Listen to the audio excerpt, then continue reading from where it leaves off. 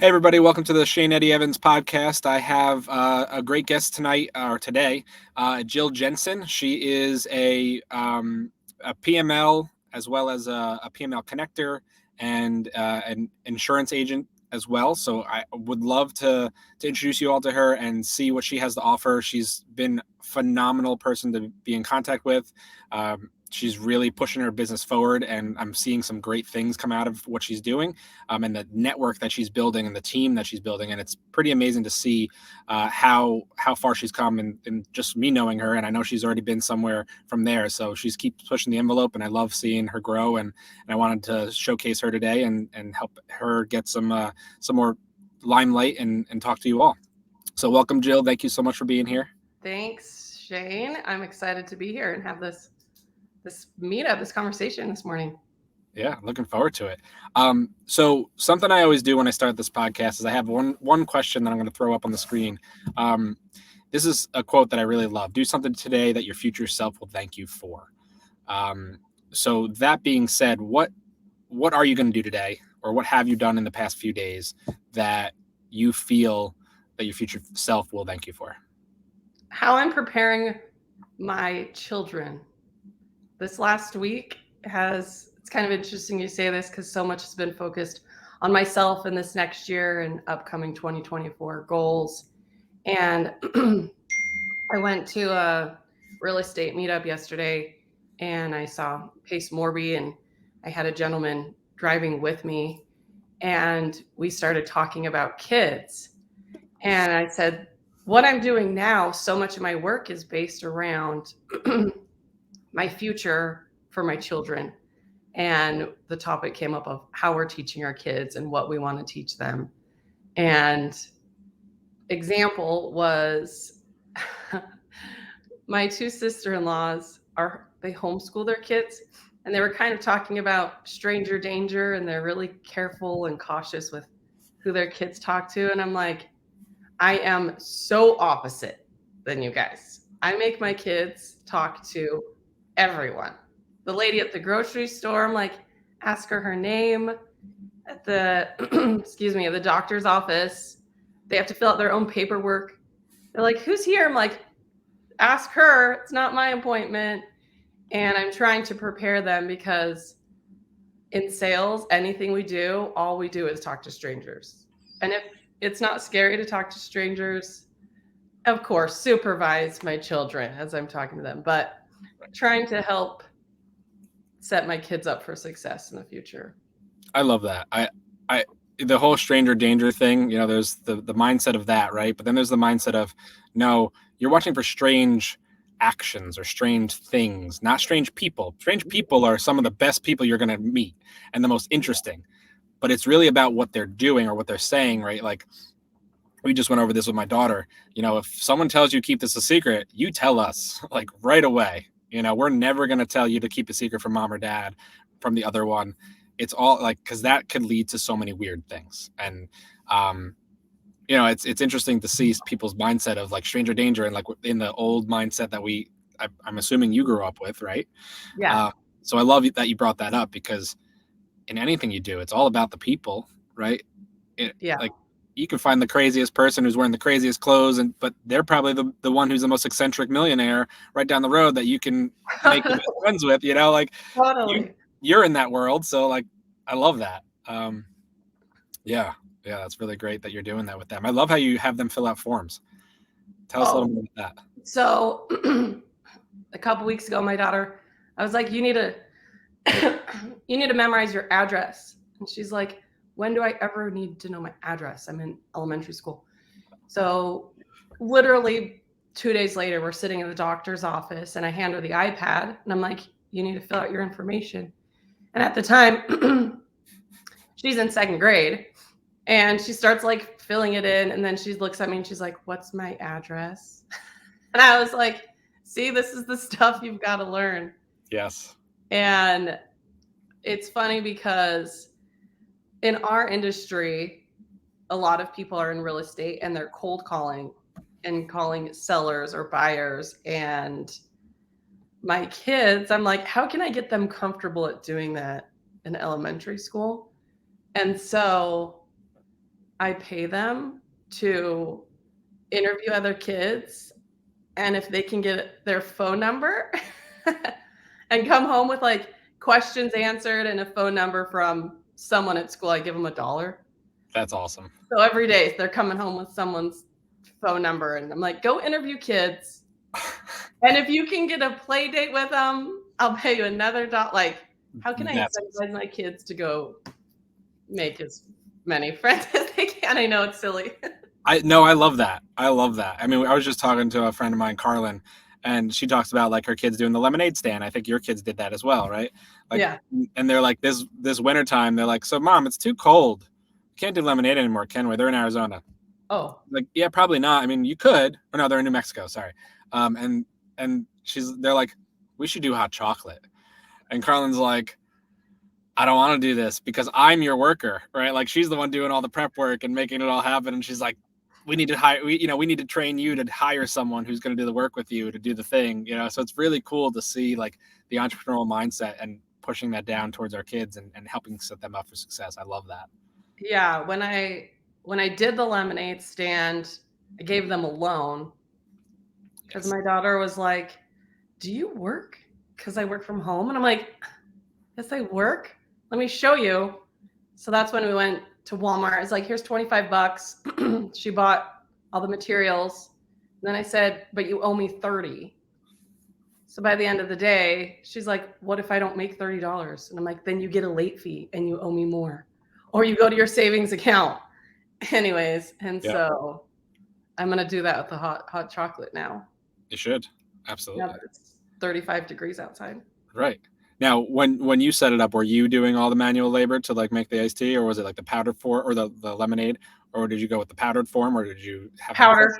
Yeah. But then it went into like, which street do we go on? We marketed and like we got balloons and arrows, and I was like, we're gonna do this, and then I was like, we got to upsell, so we had chips, and then I just sat there and I was like, but guess what? Do you want to know the best part about that whole lemonade stand? Yeah.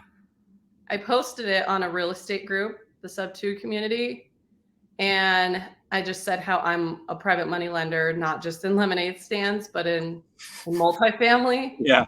And someone reached out to me, and that's how I acquired 2 mobile home parks. It was That's because amazing. of that post. So that's amazing. So you bought 2 mobile home parks? Yeah. Someone reached out to me and was like, hey, you're a private money lender. I want you to check out these mobile home parks. And so, long story short, thanks to that post. Love it. Yeah. Love that. That's amazing. That's so cool. I love how it all kind of ties together. There's no separation between all that. All right. So this is another question. Aha moment. When did you first step into real estate? And I think we've talked about it before, and you told me a little about your past and hitting the pavement for X number of summers straight. But was there a specific event that kind of triggered this for you? In real estate? Yeah, specifically real estate. I think it's just an accumulated of knowledge over time. When you hang around enough people, you just realize that rich people are in real estate. And so it took me a while. It was kind of like throwing spaghetti on the wall, trying to figure out which route to go. I knew it was going to be real estate. It just wasn't till I came across Pace Morby's group and I realized, okay, that's a community of people I want to be a part of. Yes. I did the door-to-door summer sales, started a pest control company with my former husband, had a couple hundred sales reps training on the doors and call center, you name it, the whole thing. Yeah. And then I got bought out of that company. And so I had sufficient funds and I was like, what do I do with this money? And I just knew, okay, I got to put it, my money's got to make me money inside real estate. So, yeah. Love it. So what you're saying, you got divorced and that was your aha moment? Yeah. You said it, not me. Just kidding. Oh, you agreed. The light husband turned on. Well, I'm glad you found that because I mean we're very honored and blessed to have you in the community because you just bring such a great vibe to what you're doing and the energy you bring and the honesty of every interaction I've had with you. It's like I will tell you everything. Like there is nothing to hide. There's no reason to hide it. Why would I want to hold back getting you to where you want to be? And that's what I love about this community of Sub 2, the community of that, you and I are in with the connector world and the PML world. It's just different than what you think if you were on the outside looking in. Totally. Yeah. Yeah. So I have one that I love asking this question, and I want to kind of feed this into what you're doing on your PML side as well. And I think you answered it, and you said, I guess the last time I asked you if you ever had a problem go south. So, like, is there any deal that you've done as a PML or a hard money lender, or not a hard money, as a real estate investor? What has happened? And I know that you've got a great track record because you put the right people in the right places, right? But there's got to be something that's been like, okay, maybe, like this went the wrong way, but this is what I learned. So what lessons did you get from a situation like that? Pace taught me early on, before I lent any money, loan to own. So don't lend your money on anything you're not willing to own. He told me, I'd rather you pass on 100 deals before taking your first one. And a lot of people cold call sellers. And I literally am on the phone. I just talked to connectors or people that have deals, people within the community, within real estate. I've called one seller in the last 12 months of being in Sub 2, and it was my first nightly dial. Like, I was like, that's not my avatar. And so what I did was I just connected with a lot of people who have already done this. So far I haven't had any go south, but I know it's because I found the right people that are really good at their one thing. And this is just me personally, but I don't want to learn how to do anything. I'm just really good at finding the who that knows how to do it. So I do own some mobile home parks, but it's with someone, and that's the only thing that he does. So this is kind of the lesson I teach people, especially early on. If you're going to partner with someone or you want to learn a certain avenue, follow someone who's had a lot of those hard lessons before you, instead of having to go through them yourself. Yes. And so who I do my lending with are kind of the same people, someone that I'm interested in doing self-storage with. It's the only thing that they do. And so far, haven't had any hard lessons yet. Love it. Love that.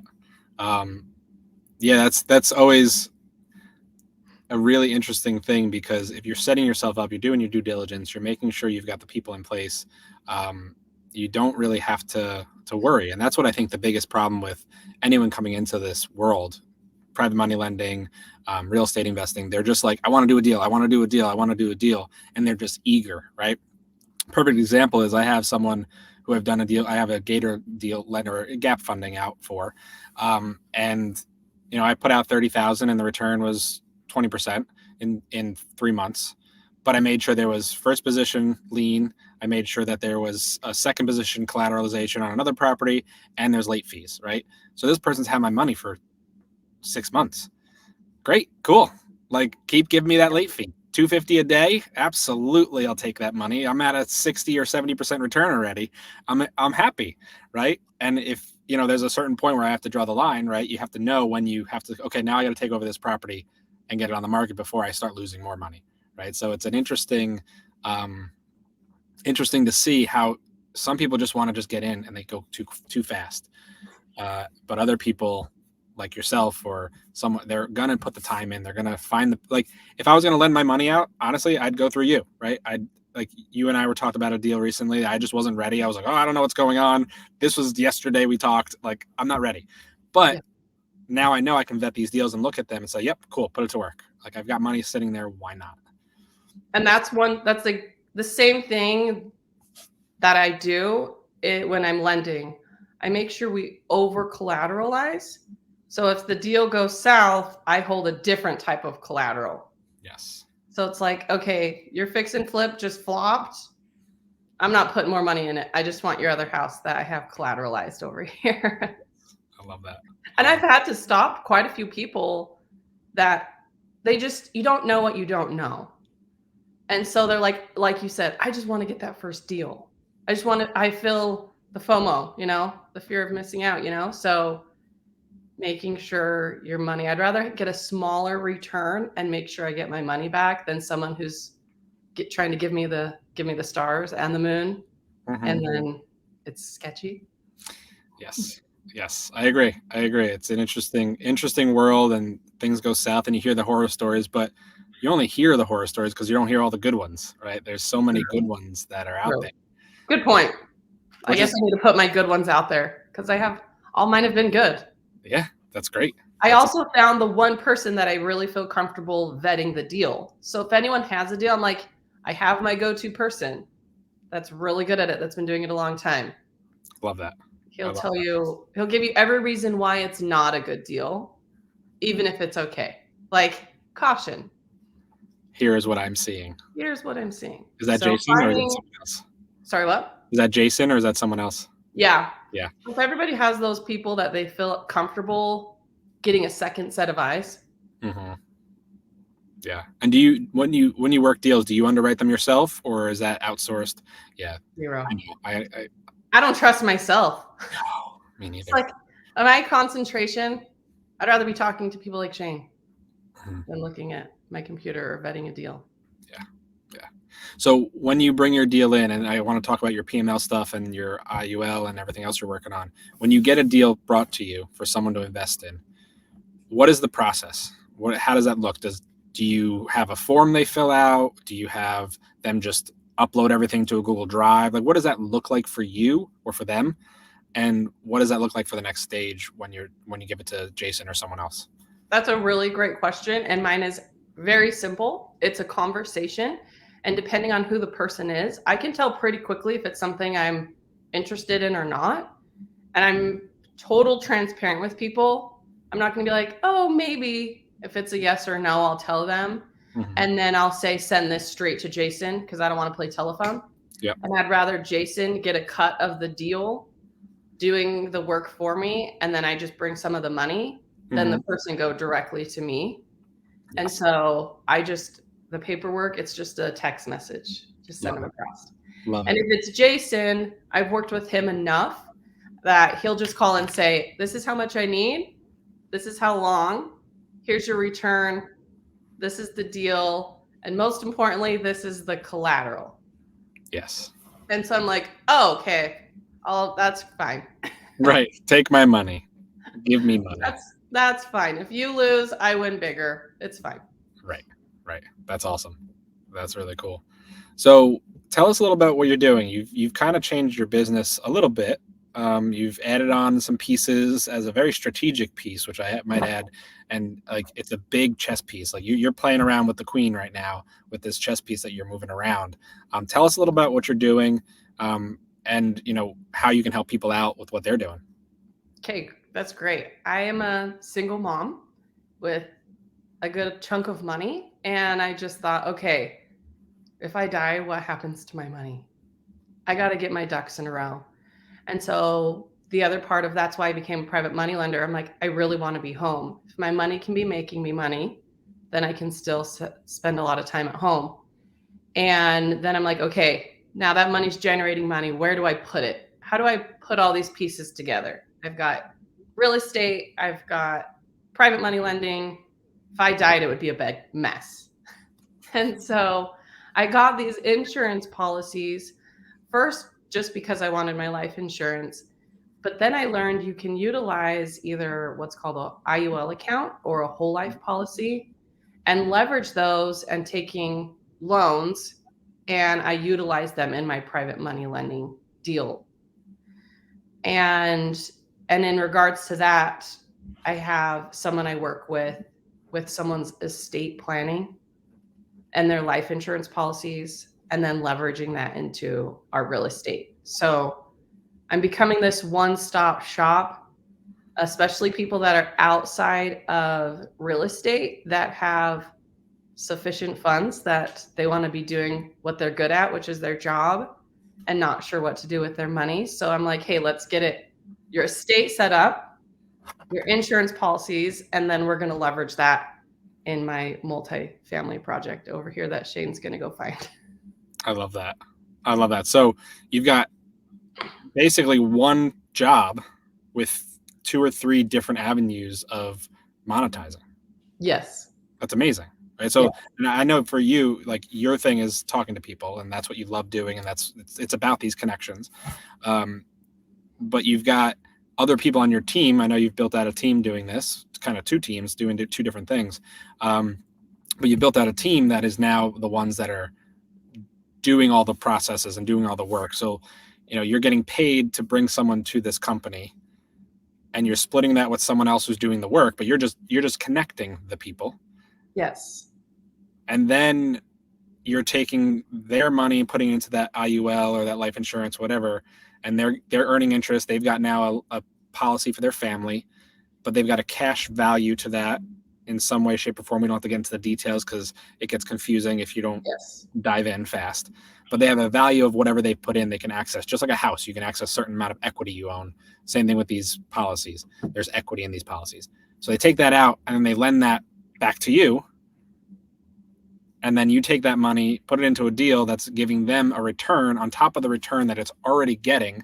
Yes. Which is a whole mind fuck, and we're not going to get into that one because it's like a hold my beer. I'm now going to borrow my beer back, but the beer's still in there.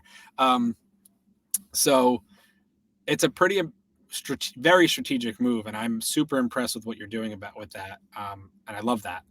So, what would you recommend to someone who's not in your position? You said you have a business you sold or got bought out of, so you had a large amount of money to do this. Is this accessible for anyone to lend with you, and to put into an IUL? Is there restrictions?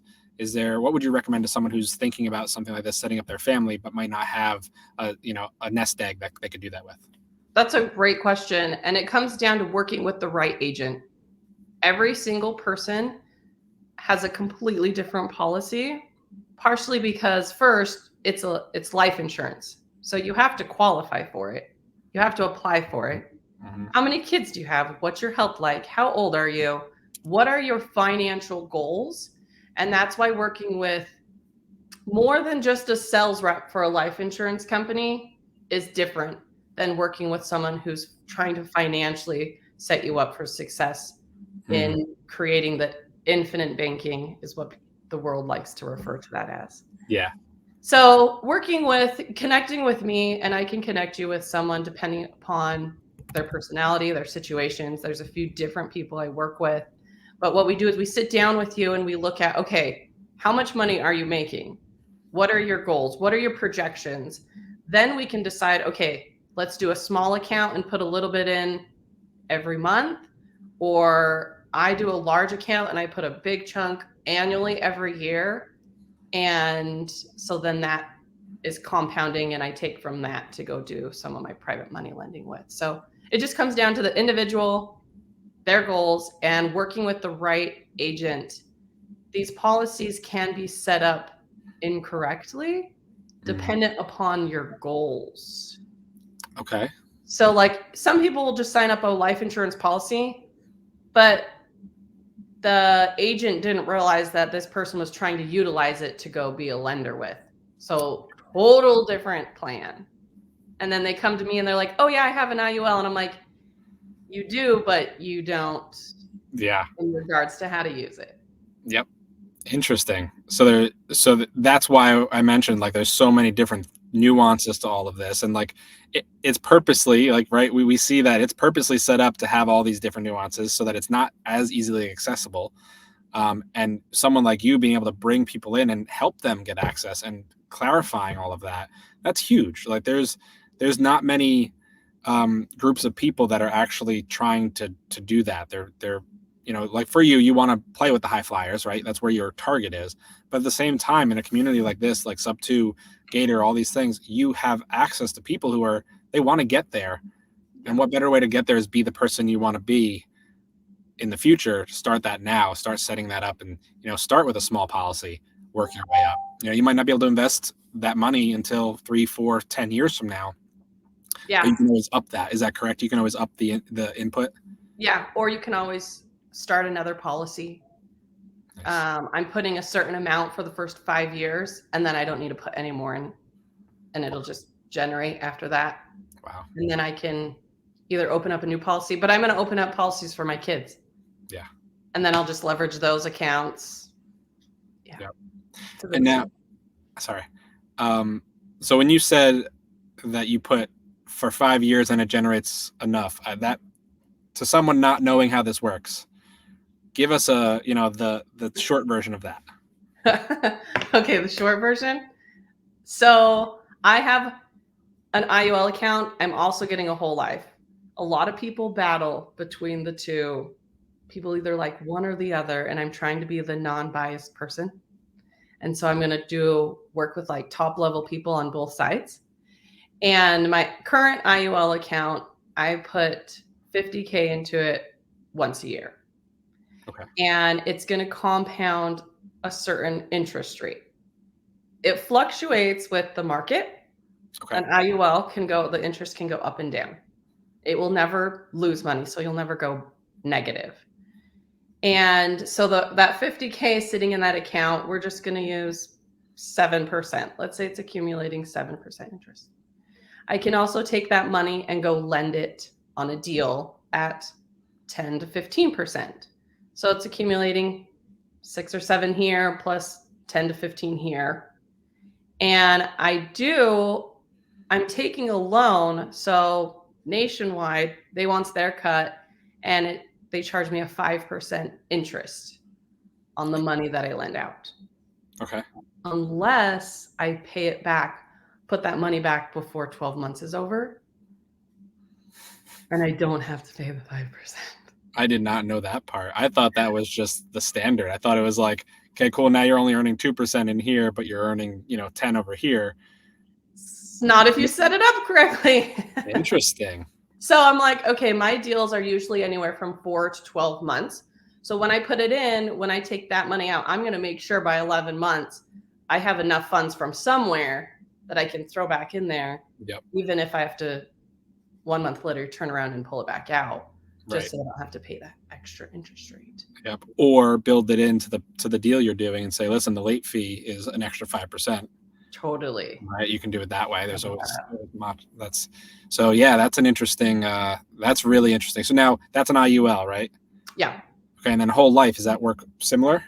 Whole life is very similar. You don't have the fluctuating interest rates, and so it's stable the whole time. People like that because let's say it's at 3%. Any money you put in there, it's always accruing the 3% interest. Yep. An IUL, it can go to zero. It can bottom out for a little while. It hit a floor. Mm-hmm. It also doesn't have a cap. The one that I'm with. So Nationwide, theirs was at 19% last year. Wow. You never know though, because it could be 2 years of zero, but then you could have 3 years of 7 or above. So an IUL is a little bit more of a gamble, even though you never lose money. It's like, I like to think of it like a staircase. You might bottom out for a minute, but then it goes straight up for a minute. Where or whole life is more just like a slope. Got it. So now the risk involved is pretty much zero risk, right? If you think about, I mean, people who are earning 0.01% on their bank account, right, as is, you're earning the same. Like you can just equate that to just it's in a bank account if it's earning nothing, or it's earning stock market pricing or rates. Because I assume I don't know how they put it into the stock market, and I don't think we need to talk about that because I'm sure that's a whole conversation. Yeah. But the part that I was really interested in when you mentioned both of these, you said that you can leave it in for 5 years and the interest is going to, let's say this is the whole life where it's consistent. If that's in for 5 years, what do you mean by the fact that you don't have to put any more money in? So, well, let's talk about the risks that can happen. First, not setting it up correctly for what you're trying to accomplish. Some people aren't trying to become private money lenders like myself. So it's not the best idea. If you're not going to be taking the money out and utilizing it, let's use insurance as insurance for you. Fair. And mine's a tool. So if it's not set up correctly, if you stop making your premium payments because you are purchasing insurance. So I reiterate that. I'm like, yeah, we're using this for lending, but you have to make sure you're making the proper payments because your policies can lapse. So you have to make sure that's why the right agent can help you set that up. So my IUL, I put 50K once a year for 5 years. And that maxes out how much I can put into it because of how big my life insurance policy is. Okay. And mine's at $1.5 million. So if I had a higher life insurance, if I had a $5 million policy, I could put more money in there. Mm. And Okay. so I don't have to put 50K every year. I could do half that, and I could be doing it for 10 years. It's just Okay. the max amount is That you need to put in there. 250K is the max that I can put in there. And then, yeah, I don't want to go down a rabbit hole. Yeah. So essentially you're buying 1.5 million in life paying 250K. I'm not paying. That's just what I'm putting in my IUL account. Got it. Putting that in. Yeah, there is a premium that I want to pay. I think it's like $1,700 a year. Mm-hmm. And then that's paying for the life insurance, also being able to like utilize this account. Mm-hmm. And so it's like, I don't get money for free. I still have to pay for my life insurance policy. Right. So that extra money you're putting in. So technically you only need to put $1,700 a year into this account. It depends on how you look at it. Okay. If I was going to, I wouldn't have used this account. If like I said, that would have been just life insurance. Yep. And I wouldn't be paying $1,700 because I'm purchasing a policy that I can leverage in more than just having life insurance. Got it. Okay. Yeah. So I wanted to bring that up because you see this stuff all over the internet, like whole life and this, and again, people debating it, but also you're like, oh, if I can get loans against my money and I can buy this thing, and like, until you understand that there's, it's a life insurance policy that has a cash value at the end when you pass away, which is normal term life. It's almost no different than that. Then you've got, and maybe I said that wrong, but I don't know. And then you've got money that you're putting in extra on top of your policy requirement. That money is now accessible to you when you need it. And then by putting that money in at a certain point, you don't need to put more in there because you've hit your premium, just like health insurance. So you have to pay a certain amount before you can get services. So you've hit that premium, and now that's just going to self-sustain itself, and it's going to be in there. Is that about right? Mm-hmm. Cool. I love that. And you can't take, so an IUL, you can't take as much as a whole life in the first year. Okay. If you set it up right. So people are like, you can take 90% of whole life. And I'm like, well, your sales rep isn't going to like that because they're not going to get any commissions. So they probably won't set you up that way, even though they advertise that. Yep. So yes, whole life, you can access more than an IUL, but I guarantee you the people helping you aren't going to set it up that way. Interesting. So I can debate some of these things that people are like, yeah, but this one's better than this. And I'm like, well, let me see you using it that way. Yeah. So with the IUL, I can access, like right now I have 50K and I can access 20K. And then the next year I can access more. By year 5, I can access all 250K, and it's still accumulating the same interest rate. So let's say it's at 5% interest in here, 250K plus 15% with Jason, 25% interest on the same 250K. Yep. It's pretty nice. That's a no-brainer. I mean, right? That's how the rich get richer. They just haven't told us yet. Right. And we're all learning. So that, get in there now, everybody, because they're going to start changing these things because everyone's figuring it out. Like, we know how this works. And people have asked, like, what do I do? And I'm like, just be patient. Don't try to do something too fast or too quick or be like the hype. Like, I just want to get a deal. I just want to get this policy. I'm like, I've been studying it for 3 months straight and still, yeah. I can see how it gets pretty confusing pretty quick, but also so much potential. So I love that. So a couple questions. And I don't know if there's anything else you wanted to talk about your business and things like that. And is there any other pieces that we might have missed that you wanted to focus on today? I think if people want to learn how to, if they have a sum of money that they're not sure what to do with, just to be taught on being like, here's how to structure it from your death until now on how you're lending it. Yeah. So where to lend it, how to lend it, or if you want to set up your policies, see how it would work with your goals and things. I love that. And are you offering, I know you have a business around this, are you offering any type of webinars or any type of things to train people and help them understand the process? It's in the works. I figured it was. I want to have my ducks in a row. Partially, I'm trying to create behind the scenes, having the right people. If I'm going to refer you to someone, I'm vetting them, training them before I'm like, here, go take this person with sufficient funds. Yep.